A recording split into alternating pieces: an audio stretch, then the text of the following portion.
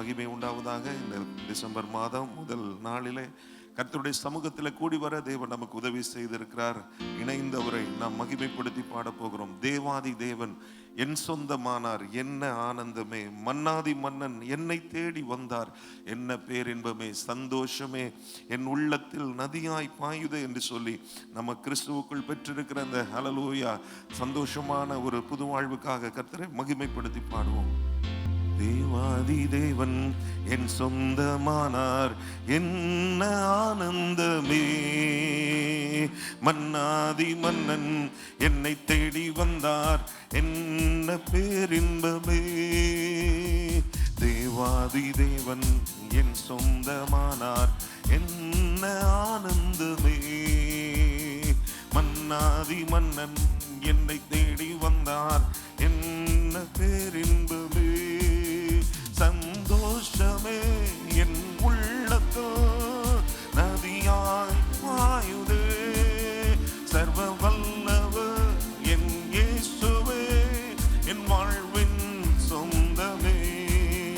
சந்தோஷமே என் உள்ளத்தோ நதியாய் பாயுதே, சர்வ வல்லவர் என் இயேசுவே, என் வாழ்வின் சொந்தமே! கீதம் என் நாவில் தந்தார், என் இயேசு நல்லவரே! ரட்சண்ய கீதம் என்னாலும் பாடி என் மீட்பரை போற்றுவேன். ஆனந்த கீதம் என் நாவில் தந்தார், என் இயேசு நல்லவரே! ரட்சண்ய கீதம் என் மீட்பரை போற்றுவேன். சந்தோஷமே என் உள்ளத்தோ நதியாய் பாயுதே, சர்வ வல்லவர் என் இயேசுவே, என் வாழ்வின் சொந்தமே! சந்தோஷமே என் உள்ளத்தோ நதியாய் பாயுதே, சர்வ வல்லவர் என் இயேசுவே, என் வாழ்வின் சொந்தமே! கட்டுகளை எல்லாம் உடைத்து விட்டாரே, களி கூர்ந்து பாடிடுவே. கிருபைகள் தந்தார், வல்லமை தந்தார், நாளும் நன்றி சொல்வேன். கட்டுகளை எல்லாம் உடைத்து விட்டாரே, களி கூர்ந்து பாடிடுவேன். கிருபைகள் தந்தார், வல்லமை தந்தார், என்னாலும் நன்றி சொல்வேன். சந்தோஷமே என் உள்ளத்தோ நதியாய் பாயுதே, சர்வ வல்லவர் என் இயேசுவே, என் வாழ்வின் சொந்தமே! சந்தோஷமே நதியாய் பாயுதே, சர்வ வல்லவர் என் இயேசுவே, என் வாழ்வின் சொந்தமே! என் இயேசு ராஜா என்றென்றும் என் சொந்தமே! எல்லையில்லாத தம் அன்பினாலே என்னையும் நேசித்தீரே. என் ஆத்ம நேசர் என் இயேசு ராஜா என்றென்றும் என் சொந்தமே! எல்லையில்லாத தம் அன்பினாலே என்னையும் நேசித்தீரே. சந்தோஷமே என் உள்ளத்தோ நதியாய் பாயுதே, சர்வ வல்லவர் என் இயேசுவே, என் வாழ்வின் சொந்தமே! சந்தோஷமே என் உள்ளத்தோ நதியாய் பாயுதே, சர்வ வல்லவர் என் இயேசுவே, என் வாழ்வின் சொந்தமே! தேவாதி தேவன் என் சொந்தமானார், என்ன ஆனந்தமே! மன்னாதி மன்னன் என்னை தேடி வந்தார், என்ன பேரின்பமே! தேவாதி தேவன் என் சொந்தமானார், என்ன ஆனந்தமே! மன்னாதி மன்னன் என்னை தேடி பேரின்பமே சந்தோஷமே என் உள்ளத்தோ நதியாய் பாயுதே. சர்வ வல்லவர் என் இயேசுவே என் வாழ்வின் சொந்தமே சந்தோஷமே என் உள்ளத்தோ நதியாய் பாயுதே. சர்வ வல்லவர் என் இயேசுவே என் வாழ்வின் சொந்தமே. ஹல்லேலூயா ஹல்லேலூயா. இந்த வானாதி வானங்களை உண்டாக்கின சர்வ வல்லமை உள்ள ஆண்டவர் அவர் நம்மை நேசித்திருக்கிறார். ஹல்லேலூயா ஹல்லேலூயா. அவர் தம்முடைய குமாரனாகிய இயேசுவை நமக்காக தந்தருளி இருக்கிறார். ஹல்லேலூயா. இன்றைக்கு வானோர் பூதலத்தோர் பூமியின் கீழானோர் எல்லாருடைய முழங்கால்களும் அவருக்கு முன்பாக முடங்கும். ஹல்லேலூயா. இயேசுவே ஆண்டவர் என்று சொல்லி எல்லா நாவுகளும் அறிக்கை செய்யும்படியாக ஒரு மேலான நாமத்தை ஆண்டவராகிய இயேசு கிறிஸ்துவுக்கு தேவன் தந்திருக்கிறார். ஹல்லேலூயா. வானத்திலும் இந்த பூமியிலும் வல்லமையான ஒரு நாமம் உண்டு. மனுஷருக்குள்ளே வல்லமையான வேறொரு நாமம் இல்லை. அவர் நாமம் இயேசு கிறிஸ்து என்று சொல்லி அவருடைய நாமத்தை உயர்த்தி மகிமைப்படுத்த போகிறோம். ஹல்லேலூயா. வானத்திலும் இந்த பூமியிலும் வல்லமையான ஒரு நாமம் உண்டு. வானத்திலும் இந்த பூமியிலும் வல்லமையான ஒரு நாமம் உண்டு. மனுஷருக்குள்ளே வல்லமையான வேறொரு நாமம் இல்லை. மனுஷருக்குள்ளே வல்லமையான வேறொரு நாமம் இல்லை. அவர் நாமம் இயேசு கிறிஸ்து. அவர் நாமம் இயேசு கிறிஸ்து. அவர் நாமம் இயேசு கிறிஸ்து. அவர் நாமம் இயேசு கிறிஸ்து. அவர் நாமத்தில் மன்னிப்பு உண்டு. அவர் நாமத்தில் ரட்சிப்பு உண்டு. அவர் நாமத்தில் மன்னிப்பு உண்டு. அவர் நாமத்தில் ரட்சிப்பு உண்டு. நாம் ரட்சிக்கப்படுவதற்கென்று வேறு நாமம் நமக்கில்லையே. நாம் ரட்சிக்கப்படுவதற்கென்று வேறு நாமம் நமக்கில்லையே. அவர் நாமம் இயேசு கிறிஸ்து. அவர் நாமம் இயேசு கிறிஸ்து. அவர் நாமம் இயேசு கிறிஸ்து. அவர் நாமம் இயேசு கிறிஸ்து.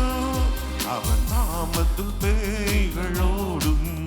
எல்லா செய்வினை கட்டுகள் முறியும். அவர் நாமத்தில் பேய்கள் ஓடும். எல்லா செய்வினை கட்டுகள் முறியும். நாம் விடுதலை அடைவதற்கென்று வேறு நாமம் நமக்கில்லையே. நாம் விடுதலை அடைவதற்கென்று வேறு நாமம் நமக்கில்லையே. அவர் நாமம் இயேசு கிறிஸ்து. அவர் நாமம் இயேசு கிறிஸ்து. அவர் நாமம் இயேசு கிறிஸ்து.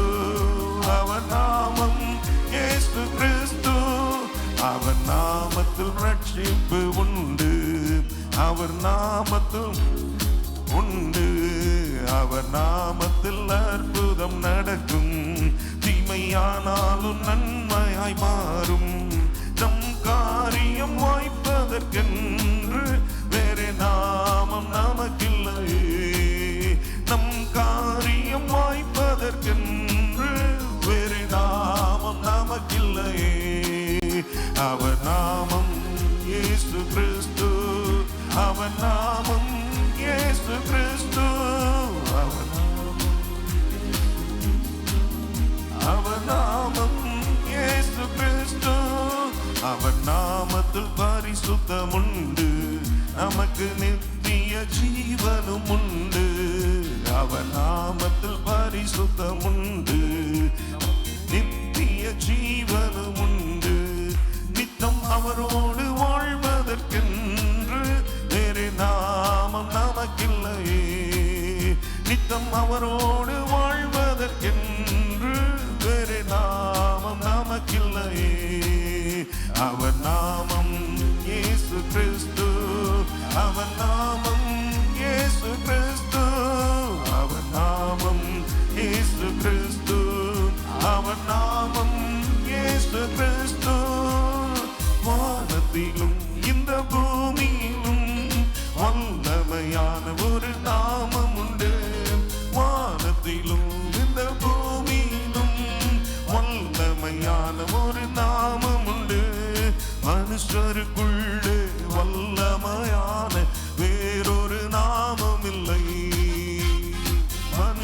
அவருக்குள்ளே வேறொரு நாமம் இல்லை. அவர் நாமம் இயேசு கிறிஸ்து. அவர் நாமம் இயேசு கிறிஸ்து. அவர் நாமம் இயேசு கிறிஸ்து. அவர் நாமம் இயேசு கிறிஸ்து. அவர் நாமம் இயேசு கிறிஸ்து. அவர் நாமம் இயேசு கிறிஸ்து. அவர் நாமம் இயேசு கிறிஸ்து. அவர் நாமம் இயேசு கிறிஸ்து. ஹல்லேலூயா, ஹல்லேலூயா. நம்ம எல்லாரும் எழும்பி நின்று ஹல்லேலூயா அந்த தேவாதி தேவனை நாம் மகிமைப்படுத்துவோமாக. அந்த கர்த்தாதி கர்த்தரை நம்ம உயர்த்துவோமாக. ஆண்டவரே, உம்மை நன்றியோடு நாங்கள் உம்மை துதிக்கிறோம் ஆண்டவரே. ஹல்லேலூயா. உங்க நாமத்தில் விடுதலை உண்டு அப்பா. உங்க நாமத்தில் ஆண்டவரே வல்லமை உண்டு ஆண்டவரே. உம்முடைய நாமத்தில் அற்புதம் உண்டு ஆண்டவரே. இன்றைக்கும் ஆண்டவரே ஹல்லேலூயா எங்களை ஹல்லேலூயா எங்கள் ஆத்தும நேசராக ஹல்லேலூயா நீர் இருக்கிறதற்காக ஸ்தோத்திரம் ஆண்டவரே. சாரோனின் ரோஜாவாக பள்ளத்தாக்கின் லீலி புஷ்பமாக நீங்க இருக்கிறதற்காக ஸ்தோத்திரம் ஆண்டவரே. 10,000ங்களில் சிறந்தவராக நீங்க இருக்கிறதற்காக ஆண்டவரே உம்மை துதிக்கிறோம், உம்மை ஸ்தோத்திரிக்கிறோம் ஆண்டவரே. ஹல்லேலூயா, ஹல்லேலூயா. ஆண்டவரே உம்மை துதிக்கிறோம். ஹல்லேலூயா. பாரீரரு நோதயம் போல் உதித்து வரும் இவர் யாரோ. பாரீரரு நோதயம் போல் உதித்து வரும் இவர் யாரோ. முகம் சூரியன் போல் பிரகாசம், சத்தம் பெருவெள்ள இரைச்சல் போல. முகம் சூரியன் போல் பிரகாசம், சத்தம் பெருவெள்ள இரைச்சல் போல. இயேசுவே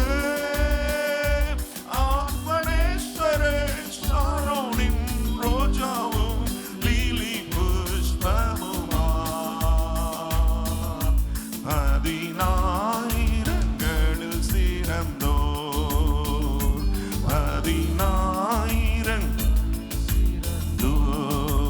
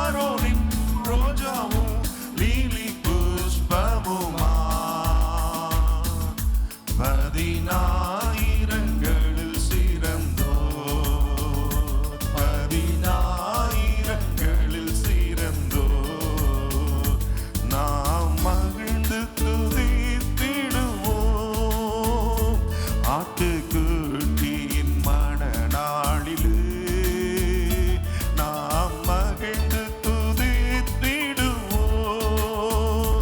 ஆட்டுக்குட்டியின் சுத்த பிரகாசாடையோடு சுத்த ஆடையோடு பரந்திடுவோம் நம் மேகத்திலே.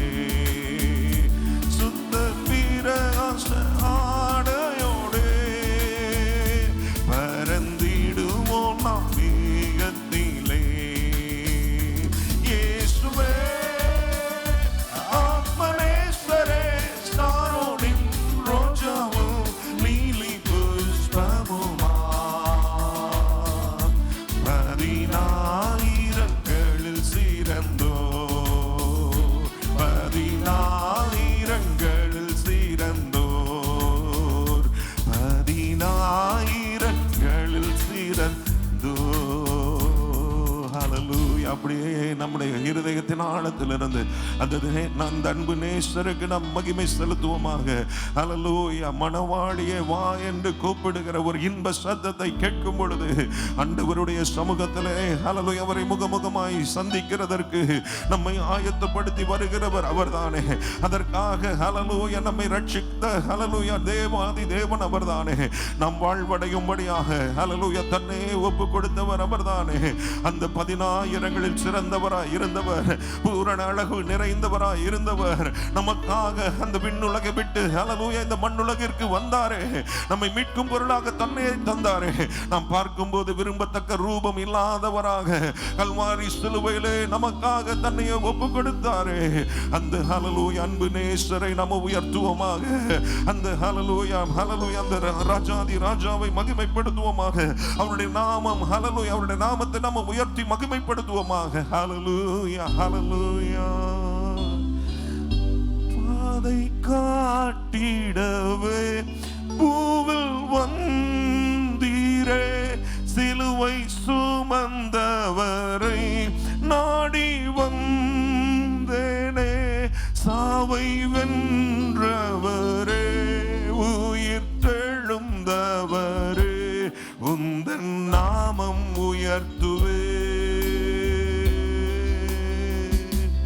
பாதை காட்டிடவே பூவில் வந்தீரே, சிலுவை சுமந்தவரை நாடி வந்தேனே. சாவை வென்றவரே, உயிர் தெழுந்தவரே, உந்தன் நாமம் உயர்த்துவே. உந்தன் நாமம் உயர்த்துவே. துதிகள் பாடி மகிழ்ந்திடுவேனே, எந்தன் வாழ்வில் நிறைந்தவர் நீரே. மீட்க வந்தீர் மகிழ்ந்திடுவேனே. பாதை காட்டிடவே பூவில் வந்தீரே, சிலுவை சுமந்தவரை நாடி வந்தேனே. சாவை வென்றவரே, உயிர் தெழுந்தவரே, உந்தன் நாமம் உயர்த்துவே. உந்தன் நாமம் உயர்த்துவே.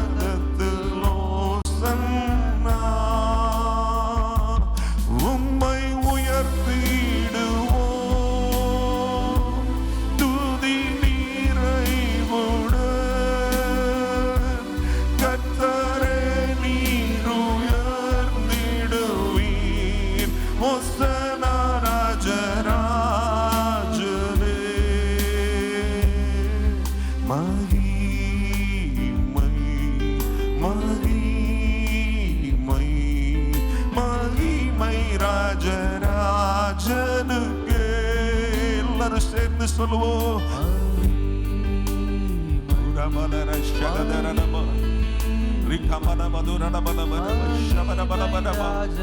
கரங்களை உயர்த்தி உள்ளத்தின் ஆழத்திலிருந்து சொல்லுவோமா, உம்மை உயர்த்திடுவோம் துதி நிறைவுடன் கர்த்தரே நீர் உயர்ந்திடுவீர் மகிமை ராஜராஜனே. உம்மை உயர்த்திடுவோம் துதி நிறைவுடன் கர்த்தரே நீர் உயர்ந்திடுவீர் மகிமை ராஜராஜனே. ஹல்லேலூயா. எல்லாரும் அப்படியே அந்நிய பாஷைகளை பேசி கர்த்தரை மகிமைப்படுத்துவோமா? ஓ கர்த்தர் நமக்கு ஹல்லேலூயா செய்த எல்லா ஹல்லேலூயா நன்மைகளிலும் மேலான நன்மை இயேசு கிறிஸ்துவை நமக்காக தந்தது. தேவன் அருளிய சொல்லி முடியாத ஈவுக்காக அவருக்கு ஸ்தோத்திரம் என்று சொல்லி எல்லாரும் வாய்களை துறந்து கர்த்தரை மகிமைப்படுத்துவோமா? ஹல்லேலூயா. நன்றி ஆண்டவரே. உரபலர ஷபரபலபரப ஹல்லேலூயா. ரகமனமதுரபரபலபரப ஷபரபலபரப ஹல்லேலூயா. உரிகமனமதுரபரபலபரபதுரபரப கமலபரப ஷபரபலபரப ஹல்லேலூயா. ஹல்லேலூயா. உம்மை உயர்த்துகிறோம் ஆண்டவரே. உங்க நாமத்தை மகிமைப்படுத்துகிறோம் ஆண்டவரே. உம்மையே ஹல்லேலூயா ஹல்லேலூயா நாங்கள் பற்றிக் கொள்ளுகிறோம் ஆண்டவரே. உரபலர ஷபரபலபரபதுரப கமலபரப ஷபரபலபரப ஹல்லேலூயா ஹல்லேலூயா ஹல்லேலூயா. உமக்கு நன்றி சொல்லுகிறோம் ராஜா. உம்மை நன்றியோடு உம்மை துதிக்கிறோம். ஆண்டவரே, இந்த காலை வேளையிலையும் ஆண்டவரே துதியோடும் புகழ்ச்சியோடும் உடைய வாசலுக்குள்ளே நுழையும்படியான ஒரு ஸ்லாக்கியத்தை எங்களுக்கு தந்ததற்காக நன்றி சொல்லுகிறோம் ராஜா. உம்மை உயர்த்தவும் ஆண்டவரே உம்முடைய நாமத்தை மகிமைப்படுத்தவும் ஆண்டவரே எங்கள் ஒவ்வொருவருக்கும் ஒவ்வொரு நாளும் நீங்க கிருபை பாராட்டும்படி நாங்கள் செபிக்கிறோம்.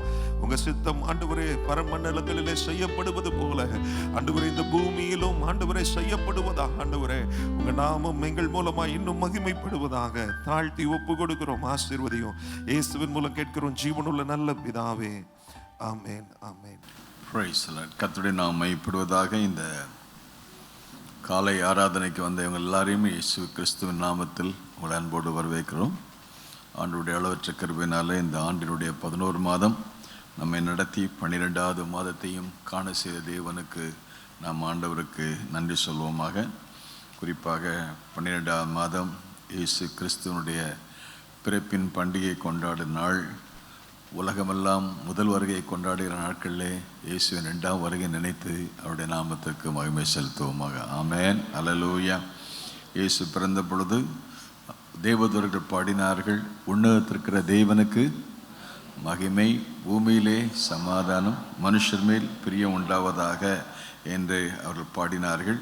ஆகவே அந்த பாட்டிற்கு ஏற்றபடி ஆண்டவர் நாட்களே அதிகமாய் நம்மையும் பயன்படுத்துவாராக.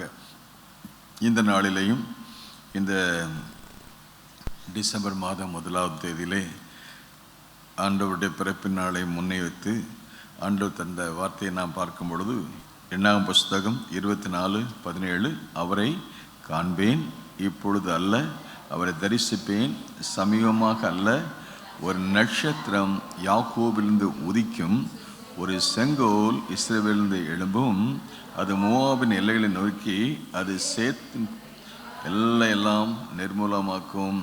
ஆண்டவருக்கு ஸ்தோத்திரம். ஆகவே யாக்கோபிலிருந்து ஒரு நட்சத்திரம் உதிக்கும், இஸ்ரவேலிருந்து ஒரு செங்கோல் எழும்பும்.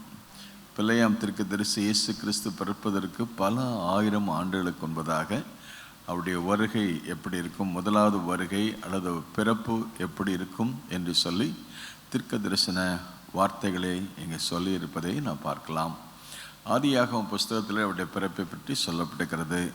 யாத்திரையாகமத்திலே அவருடைய பிறப்பை பற்றி சொல்லப்பட்டிருக்கிறது. லேவியர் ஆகமத்திலே அவருடைய பிறப்பை பற்றி சொல்லப்பட்டிருக்கிறது.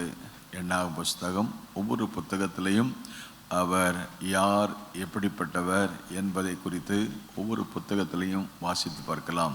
முழு வேதாகமத்தை நீ கவனித்து பார்க்கும் பொழுது ஆதியாகம் முதல் வெளிப்படுத்தின விசேஷ வரைக்கும் இயேசு ரட்சகர், இயேசு மீட்பர் இயேசுவே ஆண்டவர் என்பதை மையப்பொருளாக வைத்து 66 புத்தகங்களையும் அந்த வார்த்தை அங்கே மறைபொருளாய் சொல்லப்பட்டிருக்கிறது. ஆகவே இயேசு கிறிஸ்து தற்செயலாக பிறந்தவர் அல்ல, திடீரென்று பிறந்தவர் அல்ல. அவர் முன்குறிக்கப்பட்டபடி தேவ தீர்மானத்தின்படி உலகத்தின் தோற்றத்துக்கு முன்பதாகவே முன்னறிந்தபடி அவர் தேவனாயிருந்தவர் மனிதனாக வந்தார். பல ஆயிரம் ஆண்டுகளுக்கு முன்பதாக இந்த தீர்க்கதரிசியாக பிள்ளையாம் ஒரு தீர்க்கதரிசி. பிள்ளையாம் அங்கு மோவாப் தேசத்து ராஜாவாகிய பாலாக் அவர்கள் என்ன செய்தார்? இந்த இஸ்ரவேல் ஜனங்களை குறித்து பார்த்து பயந்து அந்த மோவாப் தேசத்து ராஜாவாகிய பாலாக் பிள்ளையாமை கூப்பிட்டு, எங்கள் தேசத்துக்கு ஒரு கூட்டம் வந்திருக்கிறது, அந்த ஜனக்கூட்டம் அதிகமாக அவர்கள் வந்ததுனால எங்களுக்கு பயமாக இருக்குது. ஆகவே நீர் வந்து அவர்களை சபிக்க வேண்டும். நீர் சபிக்கிற மக்கள் சபிக்கப்பட்டவர்கள், நீர் ஆஸ்வதிக்கிறவர் ஆஸ்வதிக்கப்பட்ட என்பதை நான் அறிவேன். ஆகவே நீர் உதவி செய்ய வேண்டும். ஏனென்றால் அவர்கள் என்னை பார்க்கிலும் பலவான்களாயிருக்கிறார்கள். ஆகவே அவர்களை மேற்கொள்ள என்னால் ஒன்றும் செய்ய முடியாது. நீர் வந்து அவர்களை சபிக்க வேண்டும் என்று மோவாப் தேசத்து ராஜாவாகிய மோவாப் தேச ராஜா பாலாக் பிள்ளையாமை கூப்பிடுவதை பற்றி வாசித்து பார்க்கிறோம். அப்பொழுது பிள்ளையாம் சொன்ன வார்த்தை, நான் கர்த்தருடைய வார்த்தையை சொல்கிற ஆள் தான், ஆனால் அவர் என்ன சொல்கிறாரோ அதை நான் செய்வேன். ஆமென், அல்லேலூயா. ஆக அவர் சொல்கிறதை நான் செய்வேன் என்று சொல்லி அவன் ஆட்களை அனுப்பின பொழுது ஆட்களை பார்த்து சொன்னான், ஜெபித்து வருகிறேன் என்று சொல்லும் பொழுது கர்த்தர் முதலாவது போகக்கூடாது என்று சொன்னார். இவன் மறுபடியும் கேட்ட பொழுது போ, ஆனாலும் நான் சொல்வதையே சொல்லு என்று சொல்லி கர்த்தர் கட்டளையிட்டபடி அவன் புறப்பட்டு வருகிறான் என்பதை பற்றி வாசித்து பார்க்கிறோம். அவ்விதமாக வந்து இங்கே அங்கே 16ஆம் வசனம் 23:16 பார்க்கும்போது, கர்த்தர் பிள்ளையாமை சந்தித்து அவன் வாயிலே வசனத்தை அருளி, நீ போலாகிற இடத்துல திரும்பி போய் இவ்விதமாய் சொல்ல வேண்டும் என்று சொல்லி ஆண்டவர் அவனுக்கு வார்த்தையை அவன் வாயிலே வைத்து சொன்னபோது அவன் சொன்ன ஒரு வார்த்தை 23:19 சொல்லப்படுகிறது. என்ன சொல்லப்படுகிறது? பொய் சொல்ல. எல்லாம் சொல்லுங்க, பொய் சொல்ல தேவன் ஒரு மனிதன் அல்ல, மனம் மாற அவர் மனுபுத்திரனும் அல்ல. சொல்லியும் செய்யாதிருப்பாரோ, அவர் வசனத்தும் நிறைவேற்றாதிருப்பாரோ. ஆமென், அல்லேலூயா. அவர் சொல்லியும் செய்யாதிருப்பாரோ. அவர் சொன்ன எசேக்கியேல் நாம் வாசித்து, நான் அதை சொன்னேன், அதை என்ன செய்வேன். மனிதர்கள் சொல்வார்கள், செய்ய மாட்டார்கள். ஆனால் தேவன் சொல்வார், சொன்னபடியே செய்வார். அதை சொன்னேன், அதை செய்தேன். ஆண்டவருக்கு ஸ்தோத்திரம். இப்போது அவருடைய வருகை குறித்து சொல்லும் போது பிள்ளையாம் மூலமாக கர்த்தர் சொல்றார். 23 பார்க்கும்போது அவன் போகிற வழியில் கர்த்தர் தடுத்தார். அதை அவன் அறிந்து கொள்ள முடியவில்லை. கர்த்தர் ஆகவே தீர்க்கதரிசி பேசுறதுக்கு முன்னால் அவன் கூட பேசுறதுக்கு கர்த்தர் கழுதையின் மூலமாக பேசினதையும் நாம் இங்கே பார்க்கலாம். இவ்விதமாக ஆனாலும் கர்த்தர் அவனுக்கு வாணியம் கொடுத்து அனுப்பினதை பற்றி சொன்னபோது, நான் சொல்கிறது மட்டும் சொல்லு என்று சொல்லி ஆண்டவர் தீர்க்கதரிசி அனுப்பின போது அவன் சொன்ன ஒரு வார்த்தை 24ஆம் அதிகாரத்திலே நாம் வாசித்து பார்க்கிறோம். அவன் மறுபடியும் சொல்கிறது என்னவென்றால், கண் திறக்கப்பட்டவன் சொல்கிறதாவது. எல்லாம் சொல்லுங்க, கண் திறக்கப்பட்டவன். ஆண்டவருக்கு ஸ்தோத்திரம். ஆகார் சொன்னாலே, நீர் என்னை காண்கிற தேவன். ஆமென். அநேகருக்கு இன்னைக்கு கண்கள் இருந்தும் காணவில்லை, காதுகள் இருந்தும் கேட்கவில்லை, வாயிருந்தும் பேசவில்லை, மூக்கிருந்தும் முகரவில்லை என்கிற காலகட்டத்தில் இருக்கிற நாட்களிலே நம்முடைய தேவன் எல்லாவற்றையும் பார்க்கிறார். அவர் தம்மை பற்றி உத்தம இதயத்தோடு இருக்கிறவர்களுக்கு தம்முடைய வல்லமை விளங்க செய்யும்படி உலகமெங்கும் அவருடைய கண்கள் பூமி எங்கும் உலாவிக் கொண்டிருக்கிறது. ஆகவே ஆண்டவர் சொன்னார், பிள்ளையாமை நீ போய் நான் சொன்னதை மட்டும் சொல்லுன்னு சொல்லி அவருடைய ஜனத்தை குறித்து சொன்ன ஒரு வார்த்தை தான் இந்த 24ஆம் அதிகாரத்தில் நாம் முதல் 17 வசனங்களை வாசித்தோம். அந்த 24ஆம் அதிகாரத்திலே முதலாவது அவருடைய ஜனங்களை குறித்து சொல்லும்போது இஸ்ரவேலை ஆசீர்வதிப்பதே கர்த்தருக்கு. ஆமென். இந்த டிசம்பர் மாதம் இந்த முதலாம் நாள் அவர் தம்முடைய ஜனங்களை ஆசீர்வதிப்பதிலே பிரியமுடையவராக இருக்கிறார். ஆமென், சொல்லுங்க அல்லேலூயா. ஆகவே அவர் ஆசீர்வாதத்தின் ஊற்று. ஆகவே நேற்று நான் காலையில் சொன்னோம், மத்தியானம் சொன்னோம், ராத்திரியும் சொன்னோம். ஆண்டவருடைய விருப்பம் என்னவென்றால், ஆதியாகமம் 1:28 சொல்லப்பட்டபடி என்ன சொன்னார் என்று வாசித்தோம். ஆதியாகமம் 1:28 சொல்லப்பட்ட வார்த்தையின்படி கர்த்தருடைய பிரியம், கர்த்தருடைய ஆசீர்வாதம் என்னவென்றால், ஆண்டவர் பெண்ணும் தேவன் ஆதாம் ஏவாளை பார்த்து நம்முடைய முற்பிதாவாகிய ஆதாமையும் ஏவாளையும் பார்த்து அவர்கள் சொன்ன ஒரு வார்த்தை, நீங்கள் பலுக வேண்டும், நீங்கள் பெருக வேண்டும், பூமியை நிரப்ப வேண்டும், அவைகளை கீழ்ப்படுத்த வேண்டும், சமுத்திரத்தின் மச்சங்கள், ஆகாயத்து பறவைகள், பூமி மேல் நடமாறுகிற சகல ஜந்துக்கள், இவைகளெல்லாம் ஆளுகை செய்யுங்கள், ஆட்சி செய்யுங்கள், அவைகளை மேற்கொள்ளுங்கள் என்று சொல்லி தேவன் என்ன செஞ்சார்? ஆசீர்வதித்தார். இஸ்ரவேலை ஆசீர்வதிப்பதில் தேவன் பிரியமுள்ளவராக இருக்கிறார். எதில் பிரியமா இருக்கிறார்?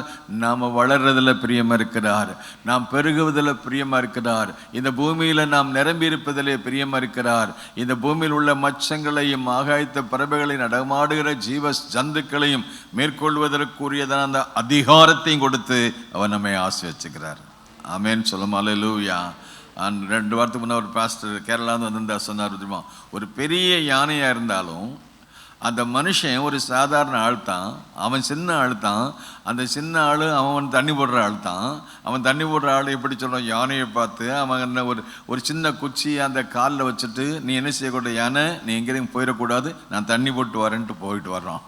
அவன் தண்ணி போட்டு வந்த அந்த யானை அவன் சொல்கிற கேட்டு அப்படி காலை கூட அசையமாக இருக்குது. யோசேப்பருடைய வார்த்தை இல்லாமல் கை கால் என்ன செய்யக்கூடாதான், எய்த்தில் அசையக்கூடாதுன்னு சொன்ன மாதிரி அதிகாரம் அவனுக்கு கொடுத்தது. இதே மாதிரி ஜீவராசிகளை மேற்கொள்ளக்கூடிய அதிகாரத்தை மனுஷனுக்கு கர்த்தர் கொடுக்கிறாரு. ஆளுகை செய்யுங்க, ஆண்டு கொள்ளுங்கள் அதிகாரத்தை. இந்த அதிகாரத்தை ஆதாம் ஏவாளுக்கு கொடுத்த ஆண்டவர் அதை இழந்துட்டாங்க. இழந்து போன அதிகாரத்தை 2ஆம் ஆதாமாகிய இயேசு கிறிஸ்து மூலமாக இயேசு கிறிஸ்து நமக்கு தர்றதுக்கு சித்தம் உள்ளவர் இருக்கிறார். இதையெல்லாம் பார்த்த அந்த ஆண்டவர் தீர்க்கதரிசி மூலமாக சொல்றாரு, இஸ்ரவேலை ஆசீர்வதிப்பதில் அப்படி எப்படிப்பட்டவராக இருக்கிறார்? பிரியமா இருக்கிறார் என்று சொல்லி அவன் மேல் கர்த்தருடைய ஆவியானவர் வந்து இறங்கினதை பற்றி வாசித்து பார்க்கிறோம். 2ஆம் வசனத்தில் பார்க்கிறோம், தன் கண்களை ஏறெடுத்து இஸ்ரவேல் கோத்திரத்தின்படியே பாளையம் இறங்கி இருக்கிறதை பார்த்தான், தேவ ஆவியானவர் அவன் மேலே இருந்து இறங்கினார். ஆமேன்னு சொல்லுமா? ஒரு ஜனத்தை ஆசீர்வதிக்கணும்னா அவன் சுயமாக பேசாதபடி தேவன் பேசும்படி ஆண்டவர் அவன் மேலே தேவனுடைய ஆவியானவர் வந்து இறங்கினார். எப்பொழுதெல்லாம் பழைய ஏற்பாடு நாட்கள்லாம் ஆவியானவர் வந்து இறங்குறாரோ அப்பொழுதெல்லாம் ஒரு அசாதாரணமான காரியத்தை கர்த்தர் செய்வார். சாதாரண காரியத்தையே நம்ம பார்க்குறோம். இந்த டிசம்பர் மாத்திரம் ஒரு அசாதாரணமான காரியத்தை செய்வதற்கு கர்த்தர் கிருபை செய்வார். நல்ல கரங்களை தட்டி ஒரு மரியாள் மேல் வந்து இறங்கினார். மரியாளுடைய வாழ்க்கையில கர்த்தர் ஒரு அதிசயமான காரியத்தை கர்த்தர் செய்தார்.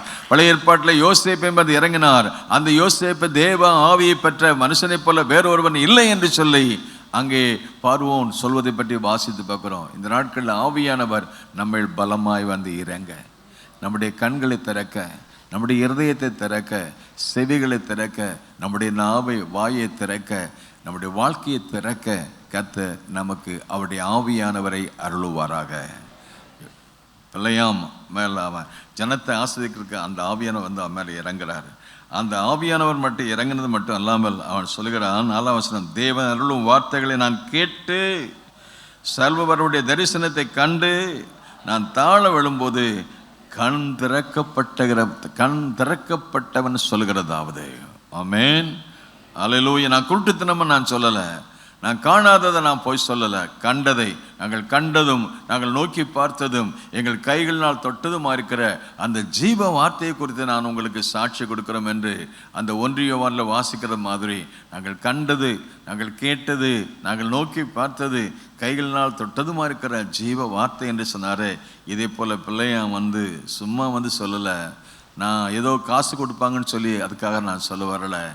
நான் கண் திறக்கப்பட்டவன் சொல்கிறது, காது திறக்கப்பட்டவன் சொல்கிறதாவது என் இருதயத்தையும் கர்த்தர் திறந்தாரே. ஆகவே நான் இஷ்டப்படி நான் சொல்கிறதுக்கு வரல.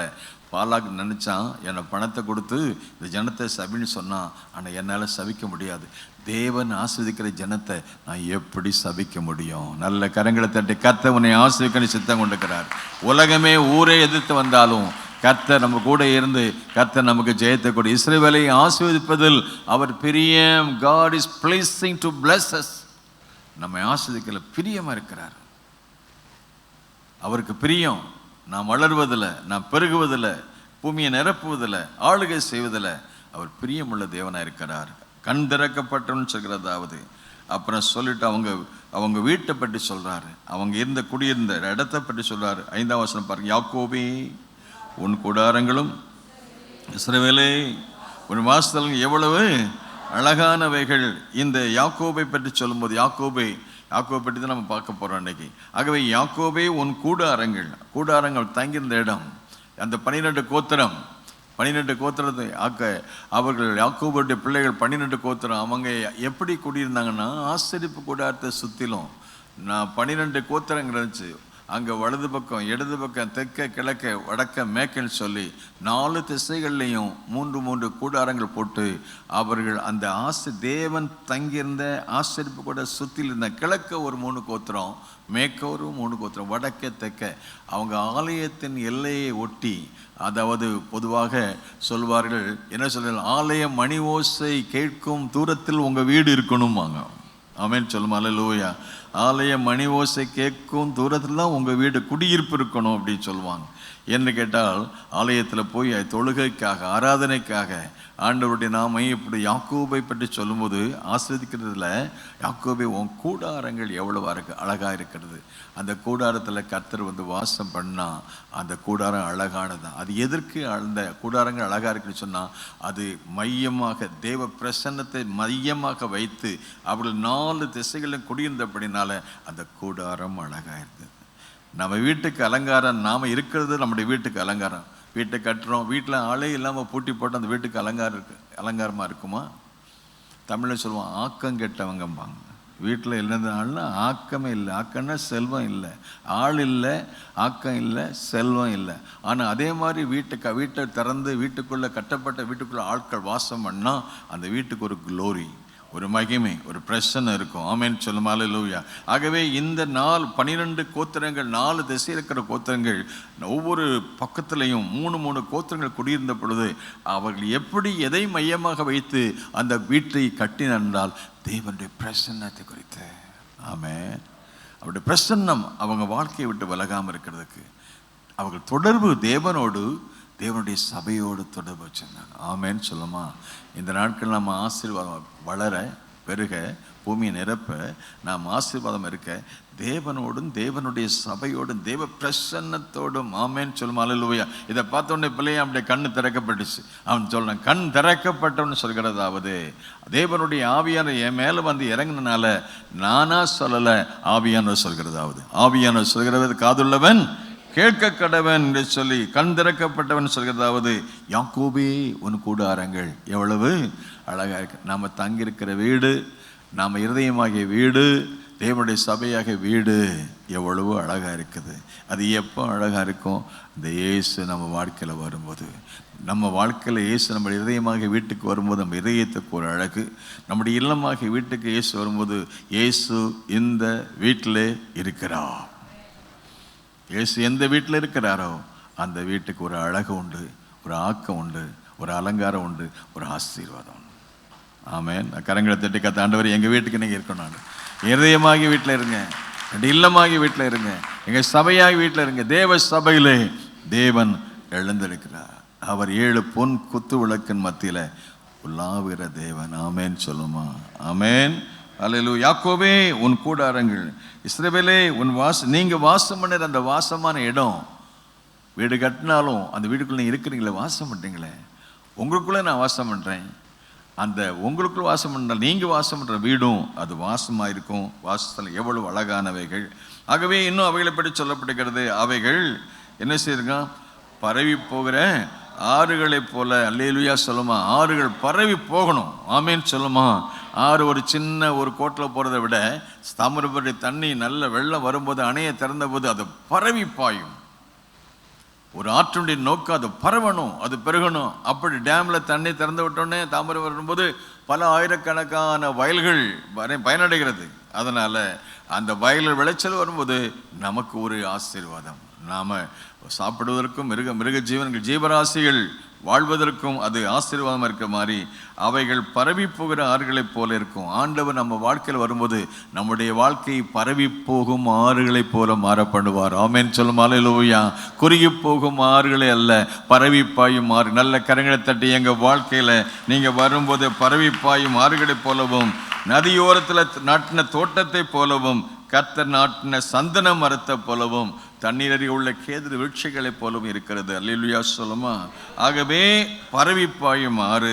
அதோடு மட்டும் அல்ல, நதியோரத்திலே நாட்டப்பட்ட தோட்டம், அதை விட கர்த்தர் நாட்டின சந்தன மரம். என்ன மரமா? எத்தனை பேர் சந்தன மரமாக இருக்க விரும்புகிறீங்க? சந்தன மரத்தை பார்க்க வேணும்னா மைசூர் போகணும். அங்கே போனீங்கனாலே சந்தன மரம் வாசனை வந்துடும்.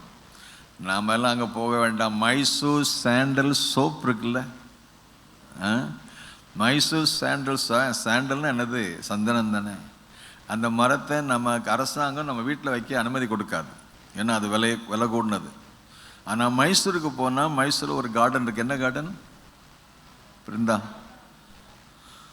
ஒரு நல்ல கார்டன்.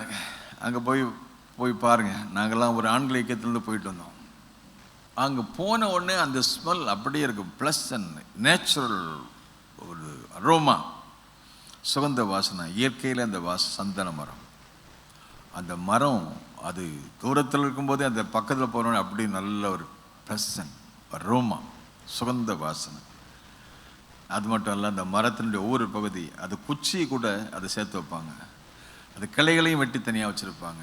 அதுலேருந்து எண்ணெய் எடுப்பாங்க, அதில் சோப் தயார் பண்ணுறாங்க. அங்கே மைசூர் சாண்டல் சோப் தங்கிற கம்பெனியும் போய் பார்த்தோம். அதெல்லாம் பார்க்கும்போது ஒன்று ஒன்றா பயன்படுத்துவாங்க. அது குச்சியை பயன்படுத்துவாங்க, கிளைகளை பயன்படுத்துவாங்க, வேறு பயன்படுத்துவாங்க, அந்த மரத்தினுடைய ஒவ்வொரு பகுதியை பயன்படுத்துவாங்க. அதை நேச்சுரலாக அதை அனுபவிப்பாங்க. ஆகவே இது எதை காண்பிக்கிறது என்றால், நம்முடைய வாழ்க்கையில் நம்மை நறுமணமாக்குற தேவன் கிறிஸ்துவுக்குள் எங்களை வெற்றி சிறக்க பண்ணி எல்லா இடங்களிலேயும் அவரை அறிகிற வாசனையை வெளிப்படுத்துகிற தேவனுக்கு ஸ்தோத்திரம். 2 கொரிந்தியரில் 2:14 சொல்லப்படும். 2 கொரிந்தியர் 2:14 எல்லாம் சொல்லுங்க. கிறிஸ்துவுக்குள், எல்லாம் சொல்லுங்க. கிறிஸ்துவுக்குள் எப்பொழுதும் எங்களை வெற்றி சொல்லுங்க. கிறிஸ்துவுக்குள் எப்பொழுதும் எங்களை வெற்றி சிறக்க பண்ணி எல்லா இடங்களிலேயும் அவரை அறிகிற வாசனையை வெளிப்படுத்துகிற தேவனுக்கு ஸ்தோத்திரம். மைசூர் சாண்டலை விட நீங்கள் தான் நல்ல சாண்டல். உங்களை உரசி பார்த்தா தான் தெரியும். ஆமேன். என்ன வாசனை வருதுன்னு தொட்டு பார்த்தா தான் தெரியும். ஆனால் ஆண்டவர் தம்முடைய ஜனங்களை கொடுத்து, யாக்கோபை கொடுத்து, உன் கூடாரங்கள் எவ்வளவு, அப்புறம் இஸ்ரவேலே உன் வாசனைகள் எவ்வளவு, நீ பரவி பாயும் ஆறுகளைப் போல, நதியோரத்தில் தோட்டத்தை போல, சந்தன மரத்தை போல, தண்ணீர் அருகே உள்ள கேதுரு விருட்சங்கள், நல்ல ஓங்கி வளரும் விருட்சங்கள், அவைகளை பல்விதமான பணிகண்டு பயன்படுத்தப்பட்டவைகள். அதுக்கப்புறமாக அவருடைய நீர்க்கால்கள் எல்லாம் நீர்ச்சால்கள் எல்லாம் தண்ணீர் பாயும். அவைகள் வித்து என்ன செய்யும்? அதான் அவருடைய ஜெனரேஷன், சீட் ஆஃப் ஆபிரகாமின் வித்து, ஈசாக்கு, யாக்கோபு, 12 கோத்திர பிதாக்கள். இந்த கோத்திர பிதாக்கள் தான் இயேசு வரார். ஆமென். அந்த வித்து எப்படி பாயுமா? திரளான தண்ணீர்களில் பரவும். அவருடைய ராஜா ஆகாகை பார்க்கலும் உயர்வான், அவருடைய ராஜ்யம் மேன்மை அடையும் அப்படி சொல்லிட்டு நிறைய காரியங்களை தம்முடைய ஜனத்தை குறித்து கர்த்தர் சொல்லி இருப்பதை பார்க்கிறோம். அதோடு விட 28ஆம் வசனம் சொல்லப்படுகிறது. 24:8 தேவன் அவர்களை ஈர்த்திருந்து புறப்பட பண்ணினார். அவர்களுக்கு எப்படி இருந்தது? அவருடைய பலன் எப்படி இருந்தது? காண்டாமிருகத்துக்கு ஒத்த பலன் அவர்களுக்கு இருந்தது. ஏனென்றால் அவர் தங்கள் சத்துருக்களை பட்சித்து அவருடைய எலும்புகளை நொறுக்கி அவர்களை தங்கள் அம்புகளால் என்ன செய்வார்கள். ஆகவே தான் தாவீது சொல்லும்போது, என் கொம்பை என்ன செய்யுங்க, காண்டாமிருகத்துக்கு ஒத்த கொம்பை பால மாற்று. எனக்கு பலன் இல்லை, ஆனால் என்னை பலப்படுத்துகிறவர், என்னை பலப்படுத்துகிற இயேசு கிறிஸ்துவினால எல்லாவற்றையும் செய்ய எனக்கு என்ன உண்டு? பலன் உண்டு. ஆகவே தம்முடைய ஜனத்தை குறித்து கர்த்தர் கொடுத்த வாக்கு தத்தங்கள் எல்லாம் பார்க்கும்போது, அவர்கள் சிங்கத்தை போலவும் துஷ்ட சிங்கத்தை போலவும் மடங்கி படுத்து கொண்டிருக்கிறார்கள். அவர்களை எழுப்புகிறவன் யார்? உங்களை ஆசீர்வதிக்கவன் ஆசீர்வதிக்கப்பட்டவன், உங்களை சபிக்கிறவன் சபிக்கப்பட்டவன் என்று சொல்லி அவர்களை சபிப்பதற்கு பதிலாக பிள்ளையாம் அவளை ஆசீர்வதித்தான். அப்படி ஆசீர்வதித்தை கண்டபோது அந்த பாலாக்கட்டன், எப்போ உன்னைய நான் சபிக்கிறது கூப்பிட்டு வந்தேன், நீ ஆஸ்வதிக்கிறியே அப்படி சொல்ல போதும் சொன்னான். நீ வீடு நிறைய எனக்கு வெள்ளியும் பொண்ணும் கொடுத்தாலும் நான் சுயமா பேச மாட்டேன், கர்த்தர் சொன்னதை தான் சொல்லுவேன். ஆமென், ஹல்லேலூயா. நான் பண ஆசை பிடித்தவன் அல்ல. எனக்கு இயேசு ஆண்டவருடைய வார்த்தையை சொல்வதற்கு நான் அழைக்கப்பட்டவன். அவர் என்ன சொன்னாரோ அதை நான் செய்வேன் என்று சொல்லி, நீ வீடு நிறைய வெள்ளியும் பொண்ணும் கொடுத்தாலும் அதில் எனக்கு பிரியம் கிடையாது, என் தேவன் சொல்வதையே சொல்வேன் என்று சொல்லி எல்லாவற்றையும் சொல்லி அவன் அதோடு கூட மட்டும் 12 பாருங்க. அப்பொழுது பிள்ளையாம் பாலாக்கை நோக்கி, பாலாக் எனக்கு தன் வீடு நிறைய வெள்ளியும் பொன்னும் கொடுத்தாலும் நான் என் மனதாய் நன்மையாகலும் தீமையாகலும் செய்ததற்கு கர்த்தரின் கட்டளையே என்ன செய்யக்கூடாது, கர்த்தர் சொல்லுவதையே சொல்லுவேன். ஆமென் சொல்லுமா.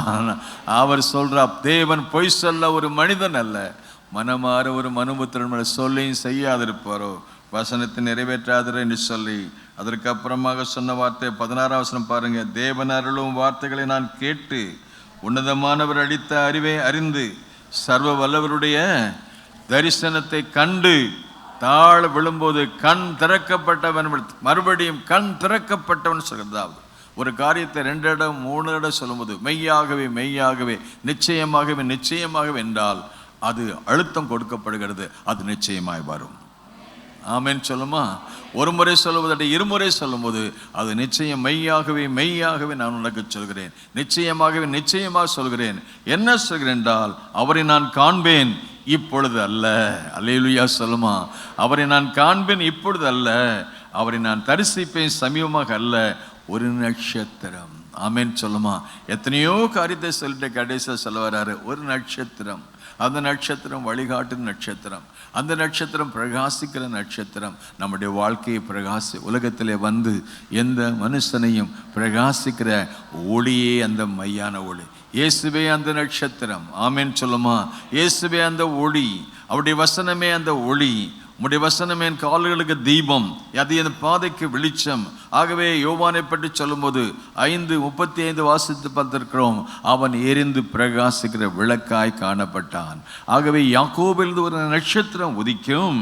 ஆகவே ஒரு செங்கோல் இஸ்ரவேலிருந்து எழும்பும், அது மோவாபின் எல்லைகளெல்லாம் நொறுக்கும், அதை நிர்மூலமாக்கும். முதலாம் வருகையிலே ஒரு நட்சத்திரத்தை போல வந்தார், 2ஆம் வருகையிலே ஆளுகை செய்ய ராஜாவாக வரப்போகிறார். கரங்களை தட்டி கர்த்தரை ஸ்தோத்திரம். அல்லேலூயா.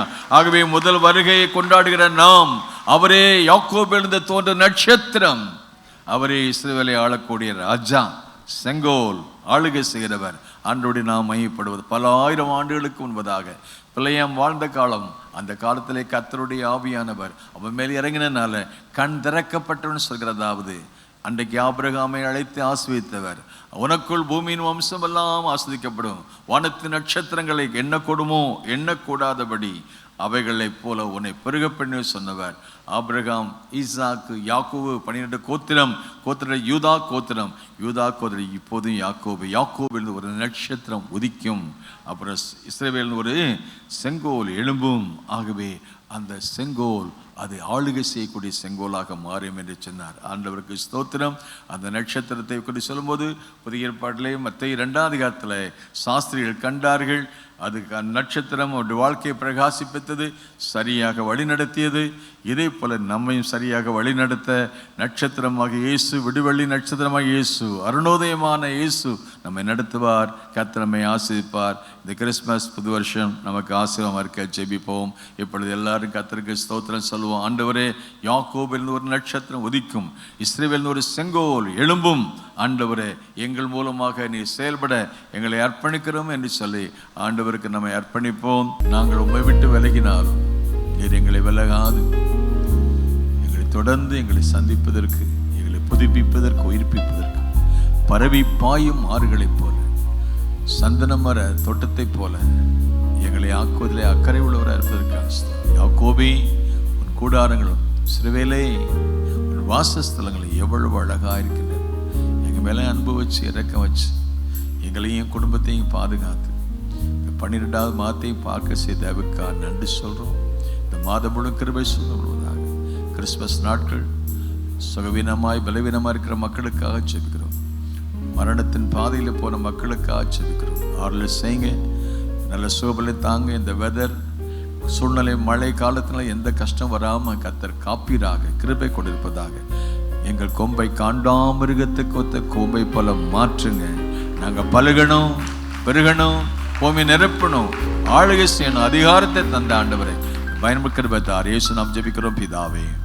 ஆத்துமாவே கர்த்தரை ஸ்தோத்திரி, ஆத்துமாவே கர்த்தரை ஸ்தோத்திரி, அவர் சிஸ்டங்கள் மறவாதே. ஆமென். God bless you. கர்த்தர் உங்களை ஆசீர்வதிப்பாராக.